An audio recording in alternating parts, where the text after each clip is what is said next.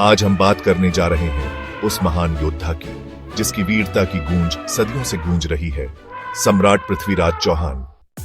आपको जानकर हैरानी होगी कि जब उनकी आंखें तक नहीं रहीं, तब भी उन्होंने दुश्मन के सीने को चीर दिया। हां, हम बात कर रहे हैं उस ऐतिहासिक पल की जब पृथ्वीराज चौहान ने अंधे होने के बावजूद मोहम्मद गौरी को मौत के घाट उतार दिया था।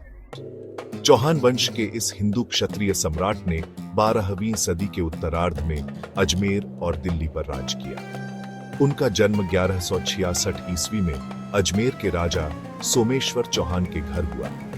बचपन से ही उनकी आंखों में था सपना भारत को एक शक्तिशाली राष्ट्र बनाने का। उनकी माता थीं दिल्ली के राजा अनंगपाल द्वितीय की बेटी कर्पूरी देवी।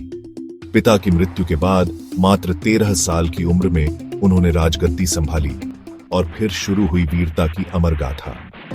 बचपन से ही तलवार उनकी दोस्त थी और युद्ध भूमि उनका खेल का मैदान। वो एक ऐसे योद्धा बने जिनमें बहादुरी खून में दौड़ती थी। दिल्ली के शासक और उनके दादा अंगम जब पृथ्वीराज की वीरता से प्रभावित हुए तो उन्होंने उसे दिल्ली के ताज का उत्तराधिकारी घोषित कर दिया।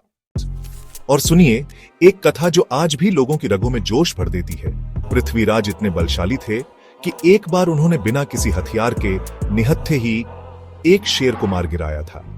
हां, यही थे हमारे सम्राट पृथ्वीराज चौहान, साहस, बलिदान और आत्मसम्मान की जीवंत प्रतिमा।